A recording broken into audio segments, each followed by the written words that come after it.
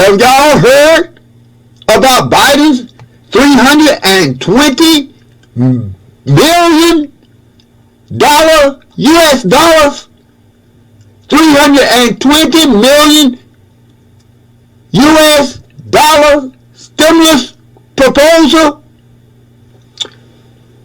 That's breaking news. That's breaking news. Also, 100,000 Ukrainian refugees coming to America. Get that. But don't worry. You good white, Christian white folks no need to fret. Ukraine is not a shithouse nation. Ukraine is predominantly a white nation. Open invitation. 100,000 refugees from Ukraine. Now that's Christian American hospitality. Open invitation. 100,000 Ukrainian refugees welcome. Invited into Christian America with loving, open arms. But don't you Christians fret. You good white American Christians have no need to fear.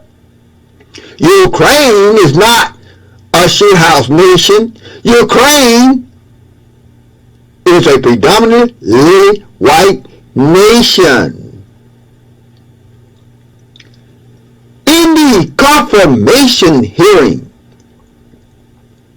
as black people emotionally sit around the TV set, why did Senator Graham press Ketanji Jackson about her religious faith? What does Mr. Graham know that is not obvious to the casual observer? Some may think this question to be irrelevant. But these are the kinds of intelligent questions black people should be asking. And stop thinking with mere emotions. The question of loyalty to the Jewish lobby, the powerful Jewish lobby. These are legitimate questions and should be brought out. In the confirmation hearing, Senator Graham calls Ketanji out about her Jewish religious political loyalty. Of course we know she is loyally devoted to her Jewish husband, Patrick G. Jackson. No doubt about that. As we see by her emotional public testimony about her deep love for him, for how he stood by her and supported her in her professional political career. With tearing eyes of love, she praised her man, her boo, her dearly beloved. As black people watch the confirmation hearing of a black woman who is U.S. Supreme Court judge nominee, most blacks who gleefully watched on and who support Ketanji simply because she is black are either uninformed or unconcerned about the political ramifications of the present state of affairs between blacks and Jewish relations. Not the case, however, with white Christian nationalists within the rapidly growing neo-Republican Trump Party. And despite what you might feel about Senator Graham, I think he asked a very important question. He simply asked her to rate her religious faith. The question before us is why. Senator Graham asked Ketanji to rate her religious faith. He was simply making a point about Ketanji Jackson and her loyalty, politically speaking. I almost fell out my feet when he asked Mrs. Jackson, on a scale of 1 to 10, how faithful would you say you are in terms of religion? In other words, reading between the lines, the question is, how loyal are you to your husband's Jewish religion and politics? A hint to the wise is sufficient. Was he reading my mind? Was he reading my mind? The same thoughts run through my mind as I am well aware. I am well informed of the secret relationship between blacks and Jewish people, thanks to the most honorable Minister Louis Farrakhan from the book, The Secret Relationship Between Blacks and Jews. Also, The Jewish Onslaught by Tony Martin, two outstanding books that are a must-read for the proper understanding and dealings with the Jewish liberals that dominate within the Democratic Party in regards to black people's national interests. The vast majority of black people in America who starve for equal recognition within the political playing field of America's dirty politics, they are merely satisfied with the appointment of someone that looks like them. Political consequences aside, uninformed and unaware of the vastly different political interests and objectives of black people in America and the powerful Jewish lobby, the poor lost sheep. The poor lost sheep of Israel are herded into the Democratic Party to vote for pro-Zionist, anti-black nationalist politicians like lambs ready for the slaughter. Yet the newly awakened white Christian nationalists will not easily be deceived by the Jewish control of the Democratic Party. They are asking the right questions.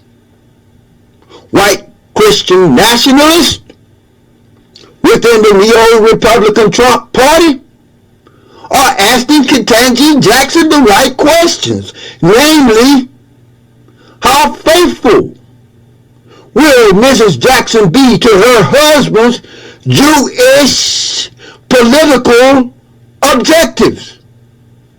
To the average observer, this question may have seemed out of place, unnecessary, irrelevant, and unimportant, but truth be told, people, these are the very questions all black people should be asking the two most important, powerful black women in America today. Because both these powerful black women just so happen to be married to Jewish Caucasian men with political interests that are diametrically opposed to the political interests of the black man in the struggle for national liberation. The question that Senator Graham raised in the confirmation hearing was both legitimate and necessary. These are the kinds of intelligent questions black people should be asking Kamala and Ketanji anyway. These are the questions all black people should be asking before rallying behind someone who just happens to identify as black. Are they loyal to the political interests, the political interests and aspirations of the black national liberation movement? Are they loyal to who? Or are they merely using black politicians to divert the energy of black political power to benefit the national interests of an entirely different people? A different people entirely. In my humble opinion, Kamala Imhoff and Ketanji Jackson, neither one of these powerful black women are in a position to put black people's national interests out front, especially when it conflicts with Jewish national interests.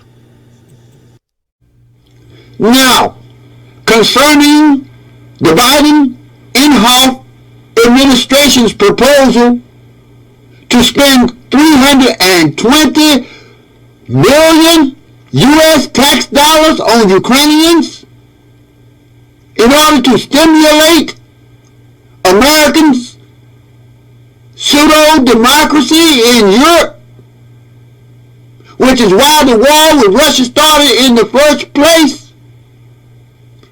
That's a problem. Black so-called Americans will be hit hardest by the rising inflation that is plaguing America today, but are being ignored, totally ignored by the Biden-Imhoff administration. Both Joe Biden and Kamala Imhoff,